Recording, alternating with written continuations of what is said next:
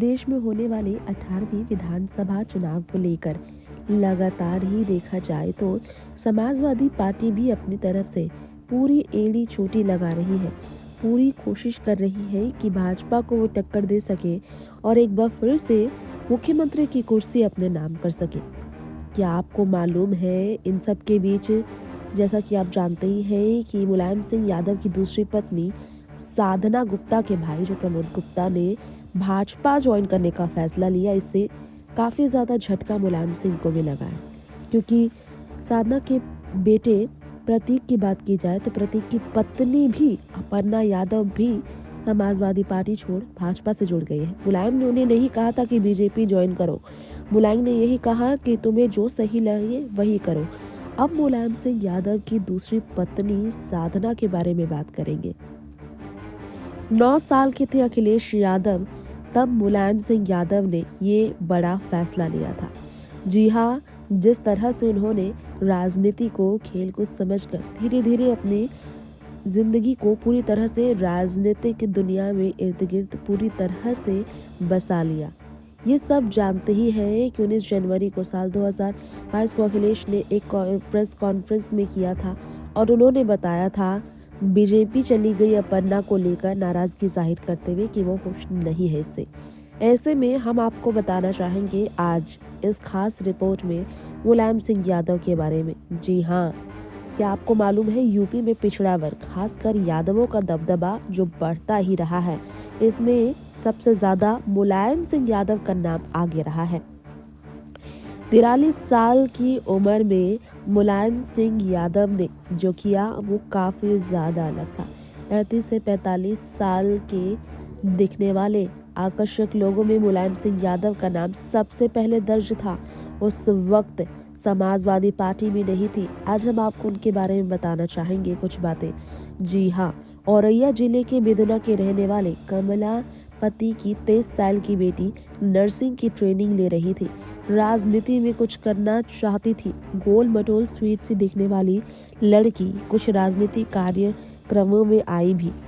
उसी दरमियान मुलायम सिंह की आंखें उनसे टकराई। उसी लड़की का नाम है साधना गुप्ता, जो कि आज मुलायम सिंह यादव की दूसरी पत्नी के तौर पर नजर आती है।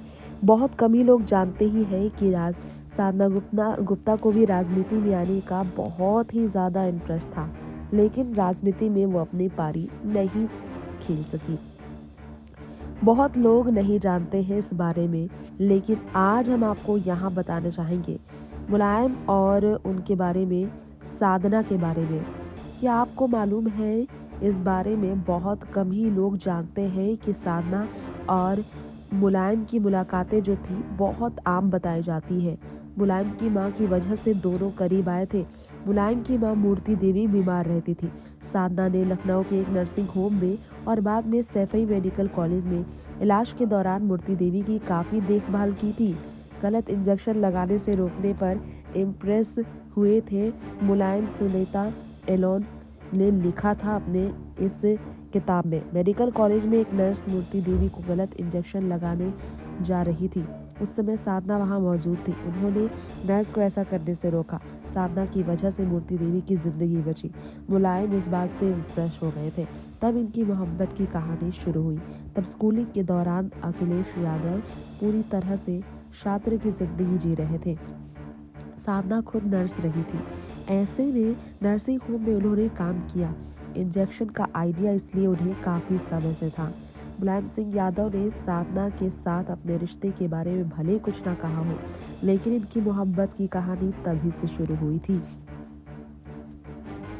लेकिन मुलायम की दूसरी पत्नी के बारे में लोग नहीं जानते थे। जी हाँ, साल 2007 तक पुराने पन्ने खंगाले गए थे। नई रिपोर्ट लिखी गई और जांच शुरू हुई। जब सुप्रीम कोर्ट ने सीबीआई से मुलायम की जांच करने को कहा था एक मामले को लेकर, तब जाकर ये मामला बढ़ा था।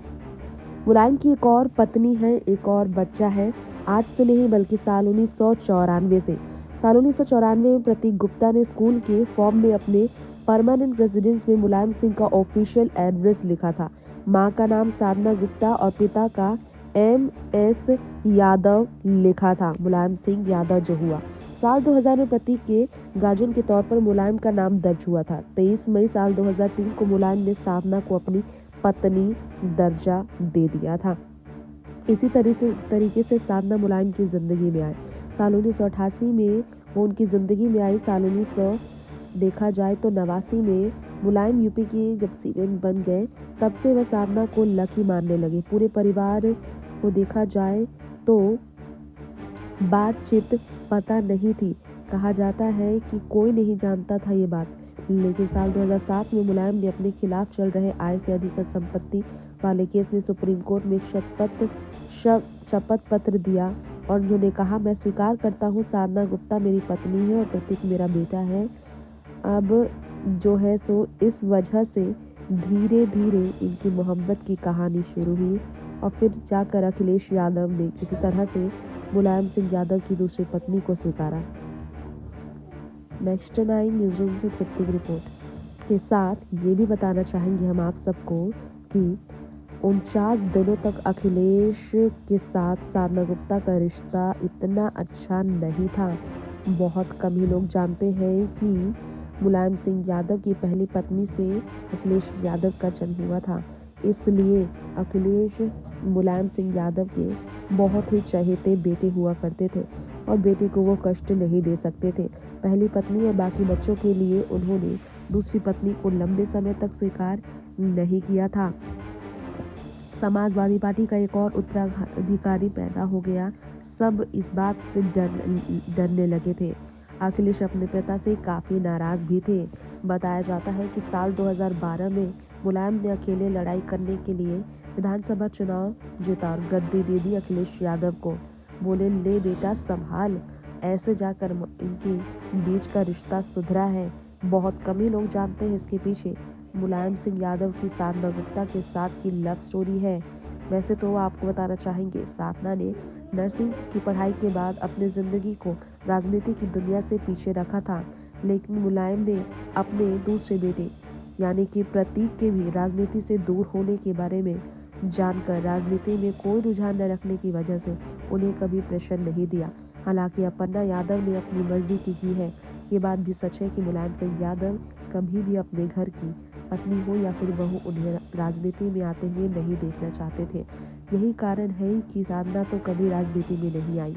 लेकिन जैसे जैसे मुलायम सिंह यादव के दिन जा रहे हैं, यानी कि बुढ़ापे की वजह से वो घर में रह रहे हैं, वैसे वैसे उनके परिवार में बहुओं का राजनीति की तरफ बढ़ना तेजी से बढ़ रहा है। इसकी शुरुआत अखिलेश यादव की पत्नी यानी कि डिम्पल यादव ने की थी और आगे अब बढ़ावा दे दिया है इसे मुलायम सिंह यादव की दूसरी पत्नी की बहू यानी कि अपर्णा यादव ने, और वो भाजपा से इसलिए जुड़ गई है। नेक्स्ट टाइम न्यूज़ से तृप्ति की रिपोर्ट।